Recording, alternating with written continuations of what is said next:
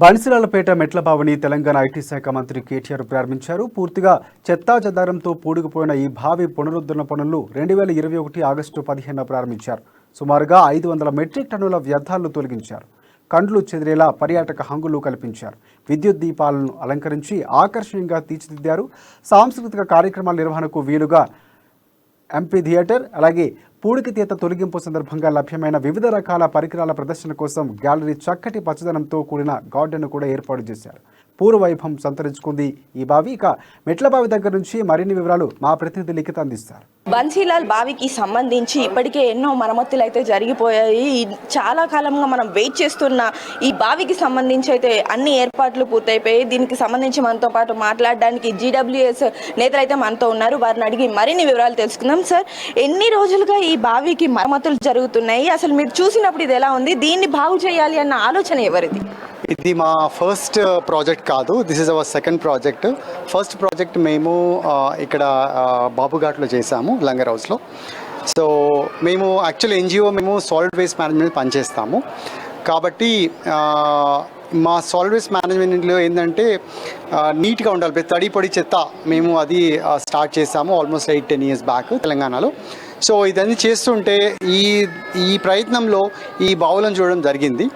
అయితే ఫస్ట్ అక్కడ బాబుఘాట్ చేసాము. దాని తర్వాత దీని దశ చూసి మాకు చాలా బాధేసింది. అంటే ఆల్మోస్ట్ ఇది 17th 18th సెంచరీ, దాదాపు 17-18 దశాబ్దాల క్రితం ఇది చాలా మంది మన హైదరాబాద్ ప్రజలందరికీ కూడా తాగునీటికి, అలాగే చాలా మందికి స్నానాలకి, వాటికి అన్నింటికి ఈ బావినే వాడేవారని చెప్తున్నారు. ఇక్కడ మనం చూసుకున్నట్లయితే పూర్తిగా మారిపోయిన పరిస్థితి అయితే కనిపిస్తుంది. ఎంతో పెద్ద పెద్ద బిల్డింగ్లు కూడా వచ్చాయి. ఇక్కడ మాకు తెలిసిన ఇన్ఫర్మేషన్ ప్రకారం అయితే ఇక్కడ పూర్తిగా చెత్త అంతా నిండిపోయి కొన్ని గుడిసెలు కూడా దీనిపైన ఏర్పాటు అయితే చేసుకున్నారట. మీరు వచ్చినప్పుడు వాళ్ళతో మాట్లాడినప్పుడు ఇక్కడ రియాక్షన్ ఎలా ఉంది సార్? అంటే బేసికల్ మేము ఫస్ట్ వచ్చి మాట్లాడినప్పుడు వాళ్ళకి ఇక్కడ సో మనకు అంటే లోపల నుంచి చాలా అంటే మనకు అది వాటర్ వస్తుంది మనకు.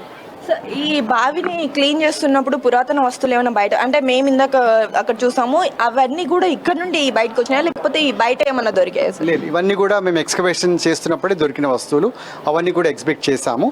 సో ఇవన్నీ ఇక్కడ తవ్వినప్పుడే దొరికిన వస్తువులు ఇవన్నీ కూడా.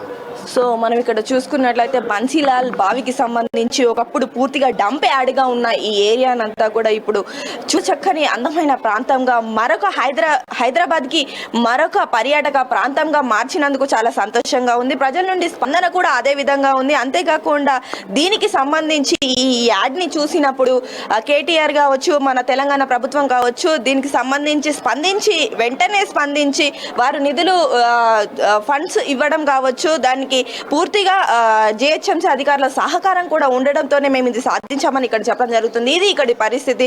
కెమెరా పర్సన్ సాంబశివతో లిఖిత, అమన్ న్యూస్, హైదరాబాద్.